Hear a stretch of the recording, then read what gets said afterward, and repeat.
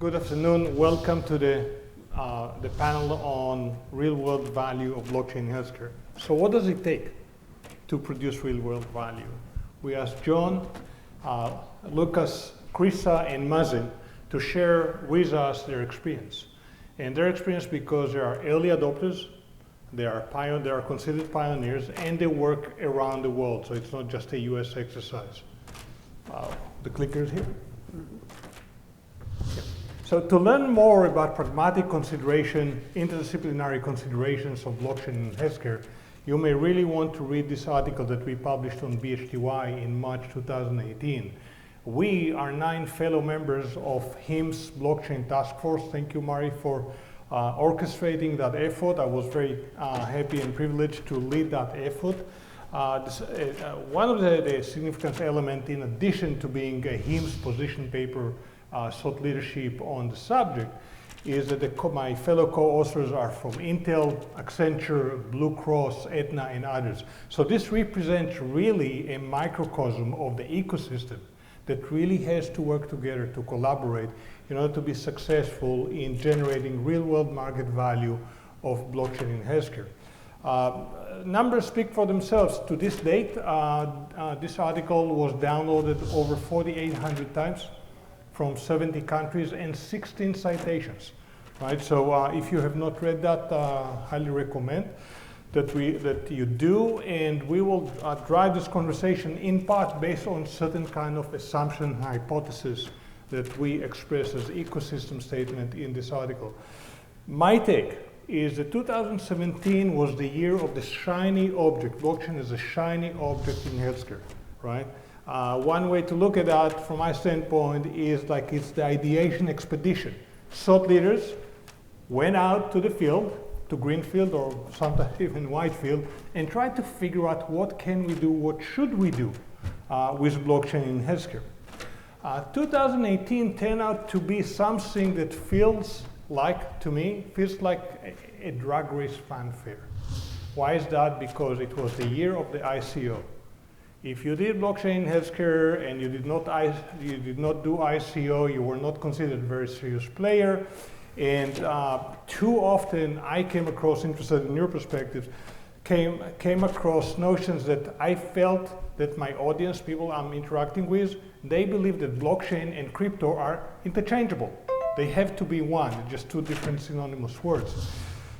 And that turns into very quickly, I think 2019, as far as I'm concerned, we're still in it, still working on it, evolving into, okay, look, so let's see what the bottom line is, what reality is, what the real market value of blockchain in healthcare. So, what I've asked the panelists is to look back, and you see in this map represents all the geopolitical areas that the panelists are working on, right?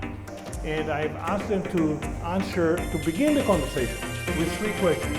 So let's reduce the volume a little bit so it won't overpower. Just the background, slight background. I've asked the panelists to share their thoughts about looking back in hindsight, a couple of years back. Are they today where they thought they'd gone? If it is yes, why? If it's no, why they are not? Or maybe a kind of, right? And with that at the background, hit the bottom line. What their perspectives are for they want to share with investors, entrepreneurs, and enterprise leaders in the private or the public sector, what those individuals should do or should not do, given their experience, in order to be successful in creating real market value, not just academic value, real world market value in blockchain and healthcare. So let's start with 2 of the panelists who will be billed to us, and let's go to the next slide with the videos. We'll start with Mazin.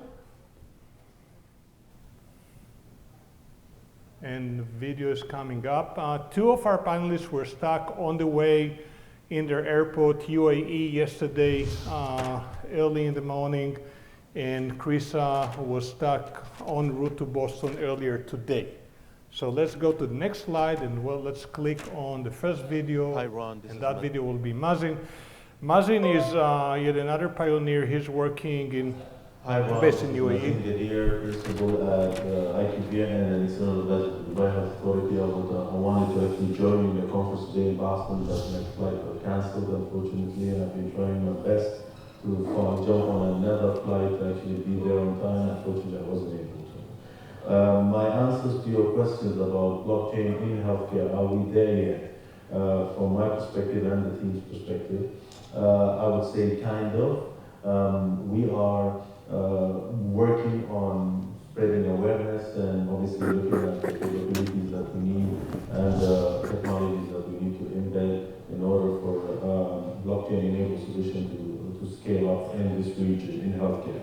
We are also part of the reason that we are not there yet is because we're still having mass-produced, solution-enabled blockchain or blockchain-enabled solution in across our health systems. We're still piloting, we're still testing. It's been going on for the last 3 to 4 years. What my advice is simplification of the way we sell blockchain. Rather than focus on the back end and where they store, let's focus on the benefits and just the solution and the technology. And let the physician, the clinicians actually have access to it through EMR companies or through technologies or through case studies. That would be the best. Thank you, Mazin. This is Mazin. Let's stop that. To give you perspective, Mazin is based in UAE, heavily involved in setting strategy and implementation of blockchain healthcare in Qatar, in Oman, and in India in a major way. Let's move now to Krisa. Hi everyone, I'm Krisa McFarland, founder and CEO of Patientory, and I'm very excited to share my blockchain and healthcare journey with you all. So I'll be answering 3 questions similar to our panelists today. The first one, am I where I've envisioned, Patientory would be a couple of years ago? And the answer is yes. Second question, why or why not? I answered yes because starting the company, envisioning the company in 2014, started back in 2015. We knew that it was going to take at least 10 years, especially when you're starting with a new technology and trying to transform healthcare. Question 3, having gained this real-world pioneer experience, what investors, entrepreneurs, and enterprise leaders should or should not do to be successful pursuing blockchain and healthcare going forward? I think, we have to come in with the mindset that this is definitely not an easy feat. And at that point, she lost connection on this remote Zoom video, so we'll go back to the map slide. We turn down the volume. And how about I'll start with Lucas, and then you'll wrap it up. Let's turn off the volume here. Right. Lucas, are you where you wanted to be? Kinda is what I would say. Kinda, right. In some cases, we're ahead, in other cases, we're behind. Excuse me. For example, in cases we're ahead, from a business development standpoint, we're pretty far ahead right now. We're working with about 1,750 physicians now, and we're actually ahead of some of the competitors in the care coordination BPCI place. Tech-wise, we're on track. We're not ahead, but we're not behind. Doing some work with the NSF on that. For behind, we found general adoption for blockchain to be further behind. The reason for that, there are probably multiple reasons for that, from regulatory use problems to general enterprise business case issues, and also to UI UX, and that would be the one I'd highlight there for the reason I think that's behind. We recently conducted about 30 interviews with customers and users to try to figure out pain points, and that UI and UX is a big pain point for the blockchain healthcare space. What more specifically in the user experience situation that you guys encountered that you did not factor in to begin with, like blind spots? We started off thinking people would be probably a bit more ready to adopt decentralized technologies and use things. I won't say like they're intended, but keep track of maybe their own wallet, that sort of thing, and they don't really want to do that for the most part, is what we've gathered. let's tell the audience a little bit what you guys do. Perhaps not everybody knows what the company does in few sentences. What problem space you try and solve? Sure. So we're driving to try to bring more trust and value to healthcare. Specifically, right now, we're doing that with kind of two primarily use cases. The first one is care coordination tools, specifically right now through the BPCIA program. And then once people are on our platforms and systems through that, we are helping them monetize their data through a data marketplace. Thank you. Imagine that we're now in an advisory board meeting. You're advisor to a new company, right? Yeah. You have investors, you have the entrepreneurs, and they're preparing for conversation with enterprise clients. What would be your advice to them to do and perhaps something not to do, or do it differently? So I would advise to focus on the use case first and blockchain second. If you kind of come in to your company deciding you're going to use blockchain without actually identifying a problem, you're probably not going to build the right product. So I would say focus on the use case. All right. Thank you very much. John, I think that now we can just leave the stage and leave the stage to you. The scope and the scale of your activities. So just in case not everybody really knows what Hash Health is doing, what was the few statement about this, problem space, strategy, solution to go after this, and then those three questions. Are you where you wanted to be? Yeah. Oh, thank you. So Hash Health is a healthcare innovation firm focused on access and cost of care challenges. We think the biggest challenge, especially in the U.S., is the cost and kind of the irrationality around how healthcare is accessed and paid for. And so, being early in the space, we took a protocol agnostic, use case agnostic approach because there's lots of cost challenges in healthcare. There's supply chain and revenue cycle and identity and all the things that we've been talking about throughout the day today. When we started the company, we very much took the approach of we're going to work on a lot of different use cases with a lot of different partners, not knowing which ones were going to accelerate the quickest, and realizing that it's all about networks, and we weren't sure which networks were going to come together the fastest. And we also realized that the protocols, the technologies, the underlying tools that we would use are going to mature a lot over the years, and so we weren't sure if Ethereum or Corda or any of the stuff, Tendermint, all the stuff that was around back in 2016 when we started the company, we weren't sure which of those were going to be appropriate for those different use cases. And so for the past 3 years, we've kind of had a front row seat in terms of doing a lot of different projects and a lot of different protocols with a lot of different customers in the US and Europe, and around pharma use cases, insurance use cases, care delivery use cases.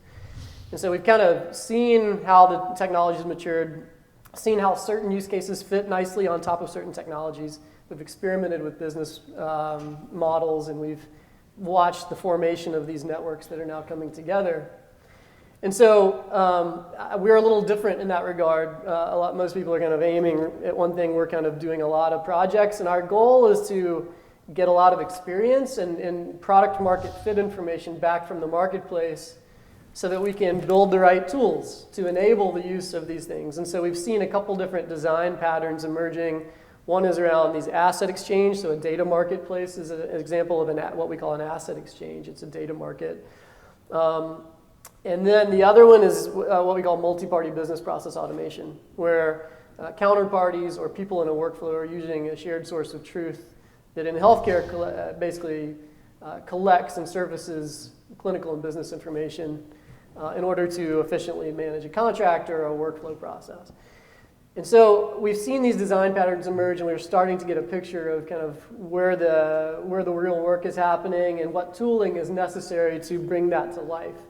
So are we where we thought we would be? I feel like the sort of answer is a cop-out, but I gotta say it because in my world we think of things in these three dimensions in blockchain, right? You think of technical models, you think of innovative business models that are enabled by the use of the technology, and you think about networks. And if you're missing any of that, or if you run into a regulatory issue or something, then the whole thing falls down and you've spent a lot of money and you wasted a lot of time and your customers probably aren't going to come back to you, right? And so, I think from a technical model standpoint, we're where we thought, like there's many more options, technical options to solve problems than there were in 2016. You've seen the spectrum of technologies really evolve. Where in 2016 it was really just Ethereum and Bitcoin that you could anchor to. Now there's a whole spectrum of things that you can anchor to, including a lot of people who are really aiming at the HIPAA compliant space. And there's also these kind of hybrid cloud systems now, where it's basically a serverless architecture with cryptographic security around it. It's not a blockchain. It's not at all a blockchain. It's very much just using cryptography to protect data, but it's a lot less expensive than running a bunch of nodes. And for certain use cases, that's really all you need. But so now you've got, like, it really depends on the business problem, and the business problem directs you to a certain protocol or tooling. If you're truly trying to solve a problem, you need to consider the problem first before you choose the technology to solve the problem. And I think all these protocols, and the last thing on the technical model is, like, now these protocols, there's so many of them, they're starting to commoditize. From a business model standpoint, we've seen the evolution of things like data markets that are innovative in terms of how we solve problems in healthcare. So credentialing is a great example. Professional Credentials Exchange solves the credentialing problem through a data market process where people who have credentials can offer them to people who need them. And so instead of having a bunch of people in your basement who are doing that work over and over, you basically can acquire those verified credentials from someone who's already done that work, curated that data set. And so that is a version of Satoshi's vision of an asset exchange for Bitcoin, except the asset that's being traded on that ledger is a verified credential. And so we've seen, as we hoped we would in 2016, we've seen the maturation of certain business models that are bringing new answers to old problems in healthcare. So, and then the third area is the network piece, right? So are we where we thought we'd be from the network perspective? Yes. I mean, the Professional Credentials Exchange has almost 15 different corporate members, and we're seeing a lot of different alliances coming together to do something that's very new and interesting, which is to come together, even competitive companies coming together to solve common problems that they cannot solve by themselves. And so whether it's ProCredX or the Hun Alliance or the Synaptic Alliance, there are all of these large competitive companies that are realizing that this technology enables them to solve an old problem in a new way by collaborating with people in your network, even if they're competitive organizations. It's the only way you can solve this problem is by using a shared piece of infrastructure. So I think that's why I kind of the kinda answer is fitting, because it's not it's a multi-dimensional answer to a simple question. Thank you very much. I really appreciate the multidimensionality as we add also the user experience and adoption exercise. Anything, when you look back at the role of crypto in relationship with mining, any thoughts today, like going forward, how should we address the combination of utility tokens, yes or no, or maybe both of you, as well as what's the role of miners today? Yeah. How do we understand miners part of the entire complex? Yeah. Compared to what we saw last time. I'll start with the miners question. So I kind of view that when you're looking at the miners, you're really just looking at the people running the network. So those would be more akin to, in a cloud perspective, your AWS, I guess. All right. That's kind of how I view their role would continue to be. Miners still need a way to incentivize to actually run the network, but that can vary. In more permission networks, you can have miners or nodes who incentive is more akin to they actually have to use the network versus more public networks where you need some type of crypto usually to reward them to want to continue to utilize their resources to secure your network. Yeah, I think in terms of, so the definition of mining has evolved a lot since Satoshi, right? And there's some of these derivatives of Satoshi's vision. Some of these DLT and hybrid cloud infrastructures don't have may not even have nodes, much less miners that running a proof of work consensus algorithm on those nodes. And so again, you've got a lot of tools and a lot of different kind of techniques to solve problems now, and there's blockchain and there are these new derivatives. And in terms of tokens, the exciting thing about 2017, and we did not do an ICO, and we're glad we didn't do an ICO. And the reason we did not do an ICO is because we had these large Fortune 500 U.S. and European companies that we were working with. And if you brought up doing an ICO, it was toxic to the conversation. I mean, and they don't work. I mean, the friction, it's like friction as a service. You're introducing friction to something that doesn't need it right now.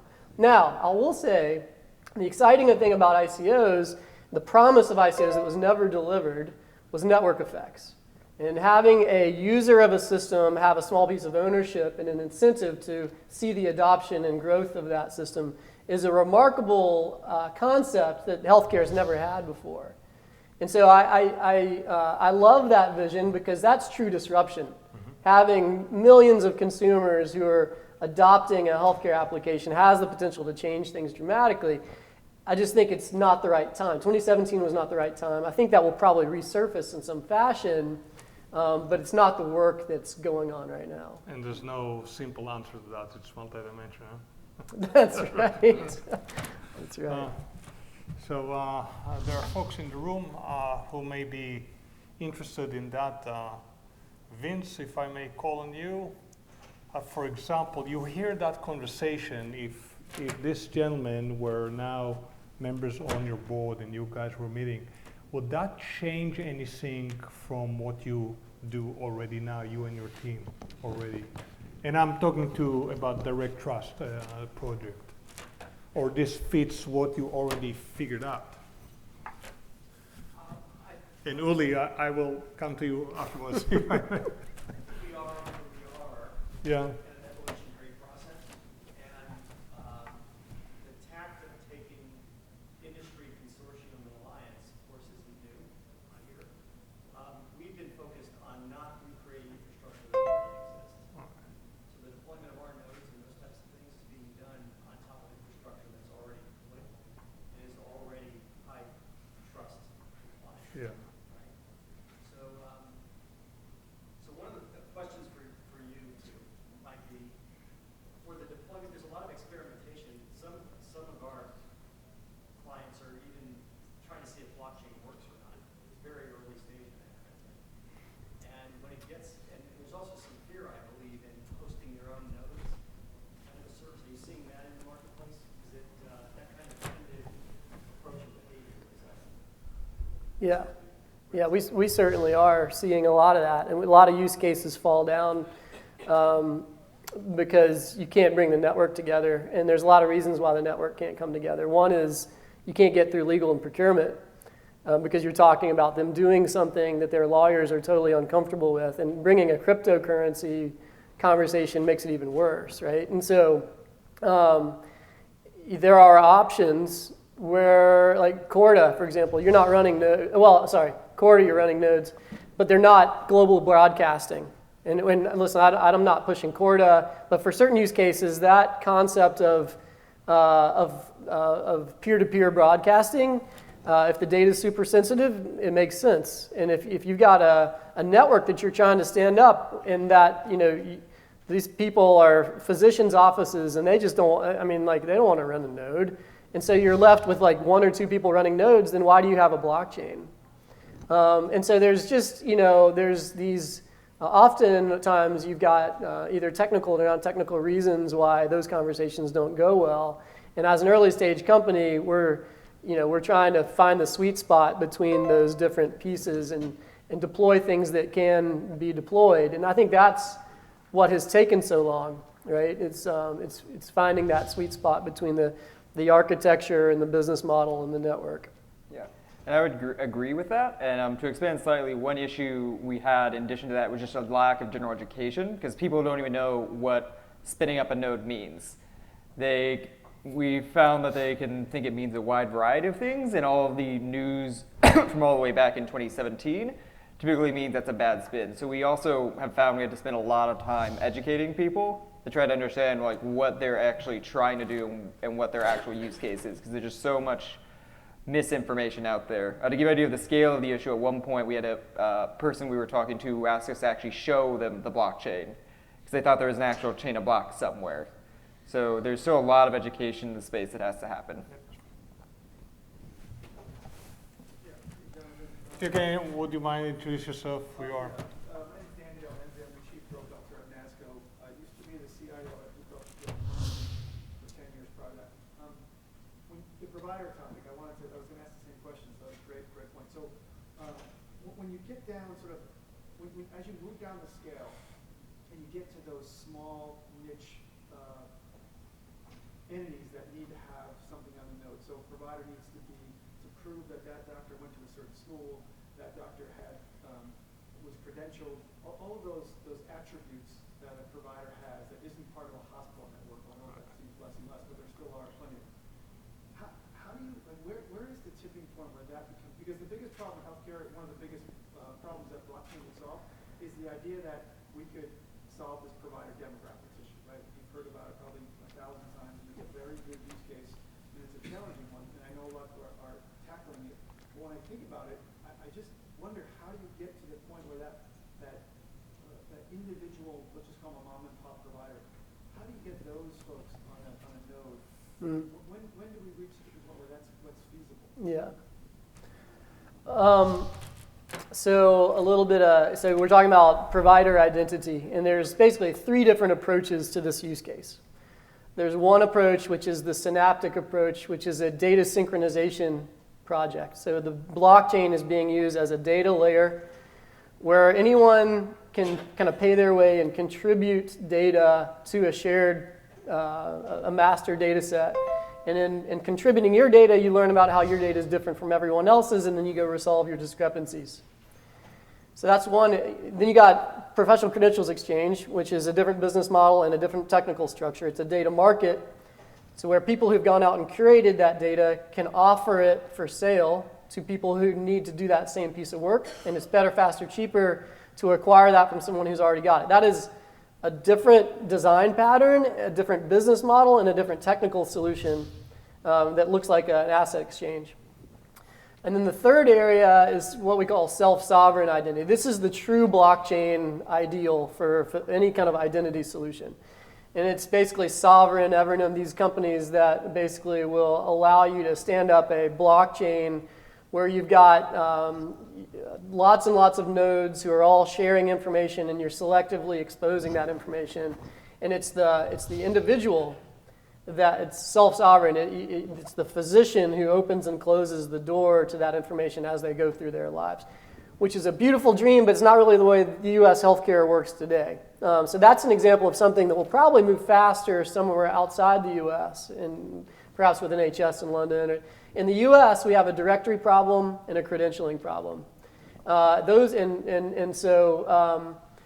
I lean towards the more practical solutions that don't look like true blockchain, that have elements of centralization, where it's still starting as a B2B solution. And then over time, it has the potential, if the world moves in that direction, it has the potential to go to the consumer, with the physician being the consumer, in which case you would basically layer a wallet application on top of one of those 2 solutions that would expose that physician's information to them and allow them to start controlling it.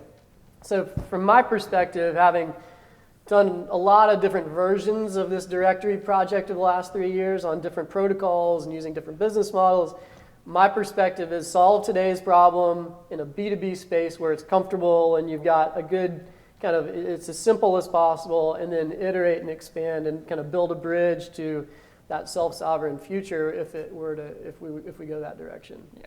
I would agree with that, especially on the ideal dream standpoint, but having to focus on the more realistic B2B method right now. I also want to say our approach has also been to try to approach them with at the most basic feature or need we can address and try to work up to that. Trying to get any, especially a mom and pop physician, to try to just immediately jump into not even a self-sovereign identity, but just any of those blockchain solutions will be very difficult. So we've tried to really narrow down individual pain points and kind of like start by bridging that large gap by just targeting one small pain point after the other. In our case, we're specifically targeting care coordination and BPCIA with the hope that we can start there, and then once they get kind of comfortable utilizing blockchain technology and they're on board, we can then start upgrading them and likely end up in that B2B solution. That's kind of also where I see things And that's the going. way a lot of these consortia are working, is they start with kind of something, HUN's a little different. They're kind of a governance first, use case second, but most of the other ones on the list that we're tracking that are kind of real are starting with a very specific use case and trying to solve that problem and then iterating on top of that. So I would add to that extent on John's point, my team at R&D Ribitzky, our take is all those considerations are critical, but there are means to yet another thing that I think that we heard here before about user experience and adoption. When they come with a situation, this mom and pop shops, we need to figure out what is the total cost of getting there, getting to the play, what will be the total operating cost of continuing this play, and how will it impact the economics of this mom and pop shop. And then only then we are ready to have the conversation, recognizing, oh, if they figure out the economics work, now we have players that can deliver that. But the economics is the gatekeeper. And return on adoption. How do we drive adoption over time in order to generate those returns that go beyond the simple return on investment? Yuli, you want to have? All right. Other questions from the forum? All right. Thank you so much for being here. Thank you, guys. The 2019 Converge to Accelerate conference is brought to you by IEEE, the world's largest technical professional organization for the advancement of technology. Boehringer Ingelheim, passionately working to improve healthcare. NASCO, advancing digital health together. IPSI US, the Association of Independent Workers, for one, for all. Partners in Digital Health, publishers of the forward-reaching blockchain in Healthcare Today and Telehealth and Medicine Today. Special consideration to iWorker Innovations, taking the independent work